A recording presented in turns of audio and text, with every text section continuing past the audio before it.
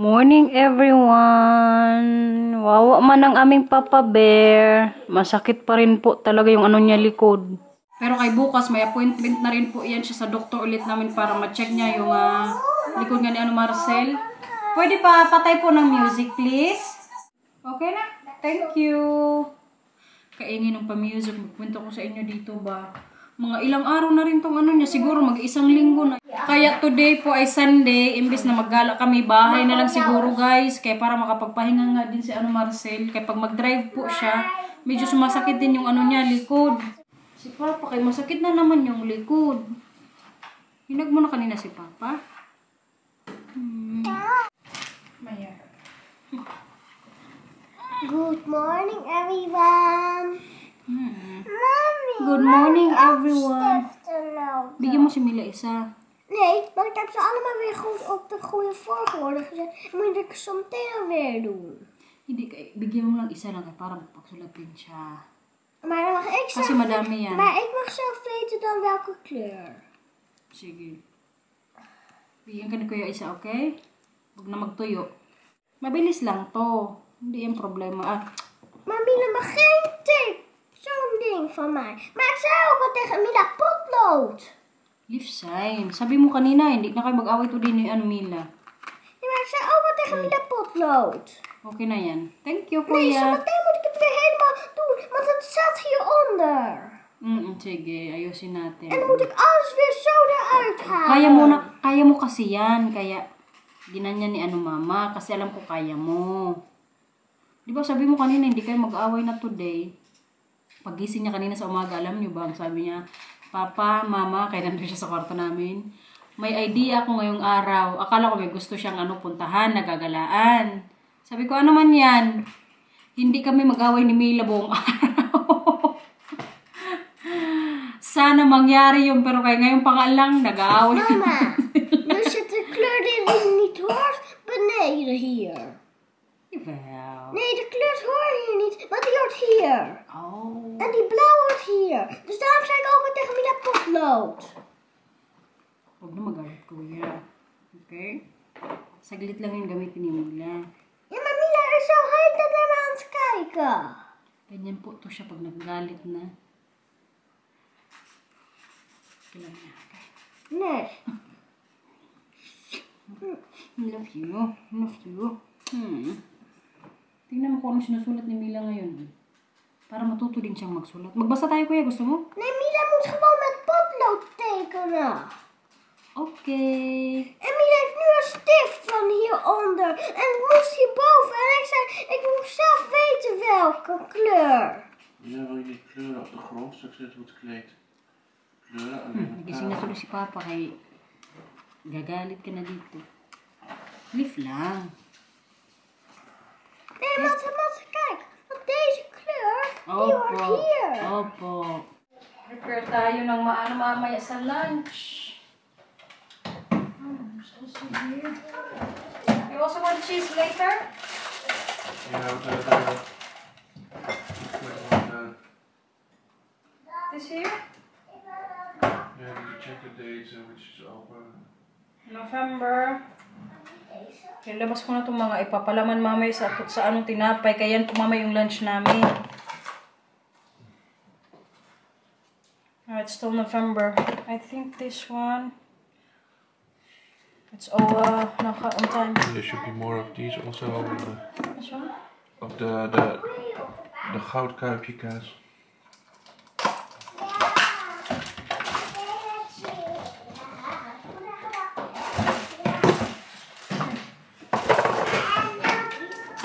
Update pala sa tuhod ko guys. Grabe na good yung kulay niya ngayon. Ayan oh. Nag-ano na talaga siya. Nagpasa na. Medyo masakit nga pag ginanyan konti. Pero kay mas better na talaga siya kaysa sa mga nakarang araw. Tapos yung sa kabila nga ito na yung kulay niya din oh. Malaking tulong din talaga yung ginagamit ko ng Voltaren sa sa pasa. Kay kaninang umaga medyo nag-update na naman siya eh. Pero nung nilagyan ko na, nag-less na naman yung niya. Sakit. Tsaka makalakad na rin talaga ako ng maayos. Nung mga nakarang araw nga, alam nyo, yung paglakad ko, nakaganyan-ganyan ko na ako. Kay grabe nga kahapdi. Pero kay simula kahapon tapos ngayong araw, mas better na po talaga.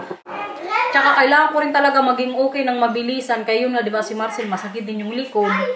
So pag kaming dalawa, parehas may damage na. Kawawa yung mga anak namin. Kadami nga nagko-comment na alagaan nyo yung mga sarili nyo, yung health nyo, kay mga anak nyo, mga maliliit pa. Which is, totoo po talaga. Tsaka yung sinasabi nga nila, di ba, na health is wealth. Kaya dapat talaga ingat-ingat sa mga ganyan, no? Yung mga disgrasya na nangyari sa akin. Kasi nga, kaliliit pa ng mga anak ko, guys. Sila ko talaga yung iniisip ko lagi kapag may mga dinaramdam ako sa katawan ko. Ang iniisip ko, kailangan maging magaling ka agad ako. Kaya walang mga ibang mag-ano dito sa bahay, kundi ako lang. Yung mga maglinis-linis, mag-asikaso sa mga kakainin namin. Tsaka nung time po na nagdisgrasya ako, alam nyo, si Marcel tumawag agad sa doktor namin kaya sabi niya dalhin niya daw ako. Pero kay nung time na nga yun, nung kausap niya yung doktor namin, tinanong ko, nagagalaw ko daw po yung tuhod ko. Sabi ko naman, oo. Taka ayaw ko rin po talaga na magpunta ka agad sa hospital o ipacheck ka agad sa doktor. Kaya alam ko rin naman sa sarili ko na kaya ko pa naman igalaw yung tuhod ko ba. Kaya nung na-disgrasya ako, nung kinagabihan nun, ang ginawa ko po, nag-take lang ako ng 2 paracetamol. Tapos bukod sa paracetamol, ang ginawa ko rin po nung kinagabihan na yun, nag-ano ako ng yelo, tapos pinapahigpahig ko dito sa tuhod ko. Ka-sweet pagod ni Matthew tsaka Camila nung time na yun, guys. Kaya alagang-alaga po talaga nila ako. Kaya magtanong-tanong yan sila, Mama, anong gusto mo?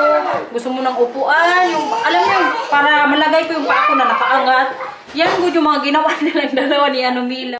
Kaya mas nilakasan ko talaga yung loob ko na kailangan gumaling din ako kaagad. I mean, makalakad agad ng maayos kay delikado tayo. Yung asawa ko may something na sa katawan, tapos ako pa na. Kawawa talaga yung ano namin, mga anak. Ayun, dalawa. Laro muna sila dito sa bahay kaya hindi makalabas. Uy! Pasyakta! Ingat ha? Ciao. Kuya, pagkatapos nyo mamaya mag-play, maglinis ng bahay, okay? Ciao. Kaya kadami na naman pong mga anik-anik dito. Oh. Mga kalat nila na Mila. Kain everyone! Ito lang po yung lunch namin today. Tapos yung mga palaman.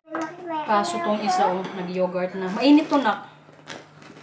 Pasarap itong tinapay nga. Kaya maano pa. Init. Mainit. Sabi ko hinawakan kagad ni Mila. Grabe tsura natin, guys. Kailangan ko na talagang mag-gym kay kalaki ko talaga sa camera. Pero kay tomorrow nga mag-gym na kami ng kasama ko. Abangan nyo kung sino yung kasama ko tomorrow, guys. Tikman natin to, guys, ha. Naka.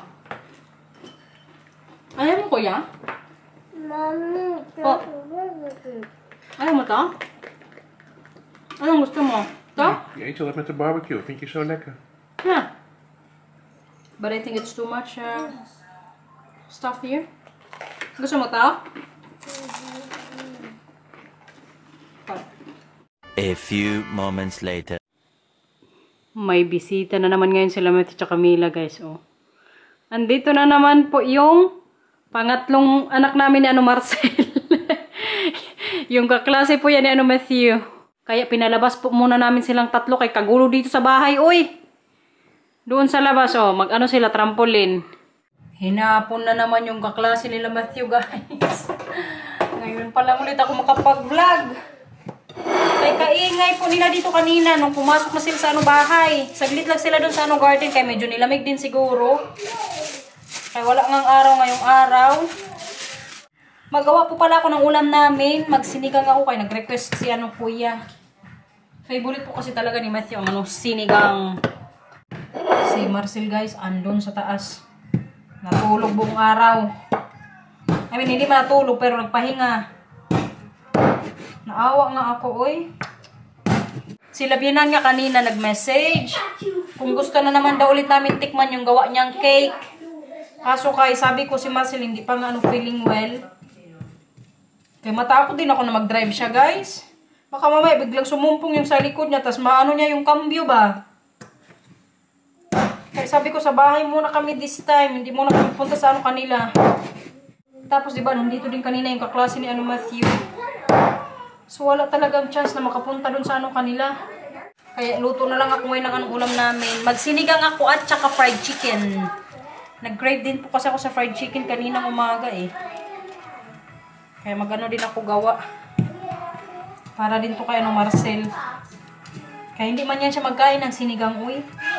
Magkain lang yan si Marcel ng mga Filipino foods. Alam mo yung adobo. Pero minsanan lang yan yung sa adobo. Yung favorite niya talaga is menudo, caldereta. Yan yung mga ano niya, bet niyang pagkain. Po! Anong sulat mo dyan, kuya? Rainbow. Rainbow? Ikaw, Mila? Rainbow friends. Ikaw? Matthew. Matthew, patingin. Wow! Ang cute ng buhok ni Mila, guys. Oh. Yan lang po yung kanakayanan ko today. Po. Wow, kagaling naman mag-drawing ng ating Mila. This change fruits and little in the contest. Now siya. Universal contest. Umutan now. Alam mo kung anong niluto ni Mama? Yeah, sabaw.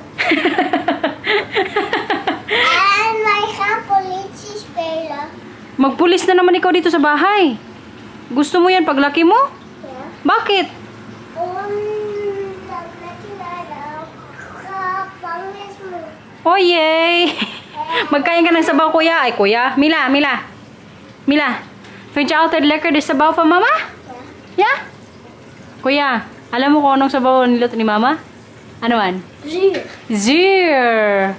Maasim. Katakot talaga ngayon yung nangyayari sa Pilipinas, guys. May nakita na naman ako ngayon sa balita. Uy! May dinukot pong vlogger dyan sa Mindanao. Katakot, uy! Pero kasi Mindanao kasi madami ding mga kriminal nangyayari, no? Pero bakit kaya siya dinukot, no? Tapos parang kinakaata sa bangka yung lalaki. Basta makatakot lang ba? Kuya, Mila, huwag magupo sa table. Kasarap talaga ng fried chicken ko, guys. Tingnan nyo. Tikman natin tong naluto na. Balat. Merengue yan. Tapos yung para sa mga bata po na sabaw, medyo malamig na din. Lagyan ko na lang tumamay ng lugaw, ng gulay, at tsaka manok. Para may sila dito sa hugba. Para maubos nila tumamay ni Matthew. Kaya for sure, magustuhan po nila yung sinigang na manok na gawa ko ngayong gabi. Kaya request man din nila to. Ubus na naman tumamay ni Matthew na fried chicken na gawa ko Anong sabi ko? Bawal sa table? Pwede mo po sa puan, please? Mama, ik ben ook al. Ik zit al in de staat. Huwag magtayo dyan, kaya baka malaglag, okay?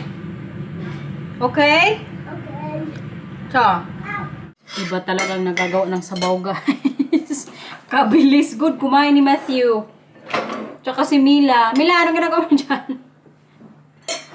Kain po. So, ito nga po yung sinigang na manok natin. Tapos yung fried chicken. Chicken. Mami, mag ik die ook? Natuurlijk. Gusto mo? Ito sa'yo. Kaya gusto mo man lagi ng balat. Sarap kuya yung sabaw.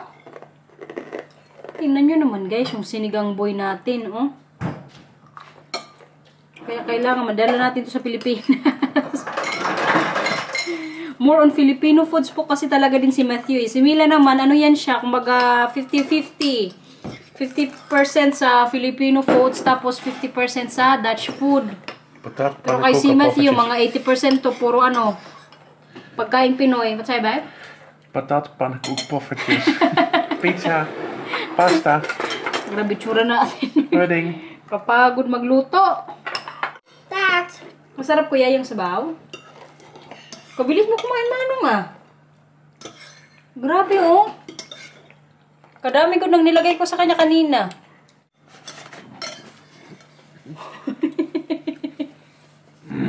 Natawa talaga ako yung Matthew. Hindi ko pa natitikman yung sinigang ko pero siya tapos na. Are you okay?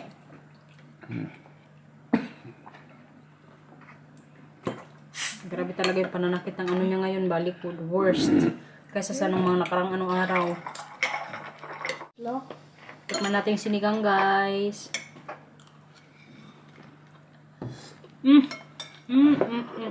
Veel te zuur? Sure. Te zuur? Yeah. Kaya pala gustong-gusto mo. En daarom eet ik ook nog zo snel. Yeah. Grabe mo kabilis kumain, kuya. Kasarap din ang sinigang, guys. Lalo pat malamig po ngayong araw ngayon dito. Nu moet ik denk ik allemaal op jullie wachten.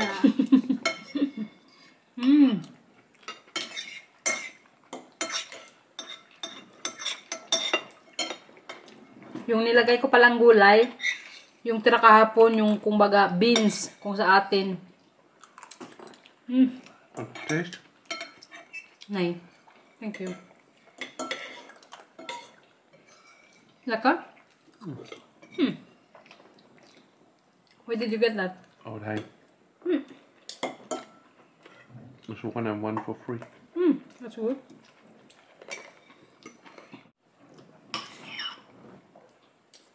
Wala, grabe oh. Hinigop pa talaga niya yung ano sabaw. Magbahog ka pa, nak? Gusto mo pa ng kanin? Bigyan kita. En sabaw. Yung sabaw? Okay na. Grabe, nak, maka-proud. Uy. Kagaling naman kumain. Ala ka, laglag na. Kagaling naman kumain ng kuya namin. Pati ko yung gulay, kinain niya, guys. Kina. Mami, ik wil nog meer zachten. Nog meer? Ang dami ba daw yung nilagay ko? Zachte. Ano pa? Sabaw. Zachte. Sabaw? Zachte. Wait lang. Isa lang yung katawan ni mama, okay? So, gusto mo ng chicken? Okay. Hindi talaga tumahilig si Matthew sa karne. More on siya, gulay, fruits, tapos sabaw. En patat Alsjeblieft. en pannenkoek. Opo. Galing naman ang kuya namin. Ay, naka-proud lang. Tsaka alam niyo ba, nung pinagbubuntis ko din po to si Matthew tsaka Camila, kahilig ko po din kasi sa sabaw nung time na yun. Lalong-lalo na yung mga tinola na isda na. Magpunta pagod kami nung dati ni Marcel sa Harlingen, yung mga almost 1 hour ata or 45 minutes yung i-drive niya, para lang makabili ako ng isda, para may maulam ako sa gabi na may sabaw. Kaya siguro to sila ni Mila, gustong-gusto din yung sabaw na ulam. Ito din daw magpakita. Ik wil ook opstaan. Opo. Matagal ka na kanina nakita nila. Si Mila naman. Kain na. Ik wil Mila zien.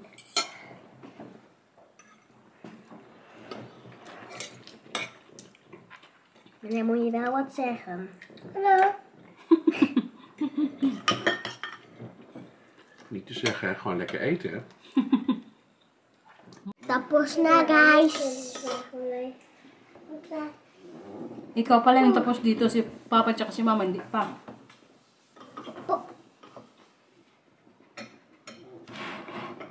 Gusto niyang buksan yung vlog boy. Pakita daw niya sa inyo or sabihin na tapos na siyang kumain. Kausapin mo sila ngayon dyan. Okay, magkain mo na si Mama dito. Okay?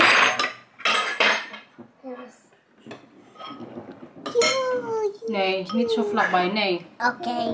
Mag ik alleen maar sabaw?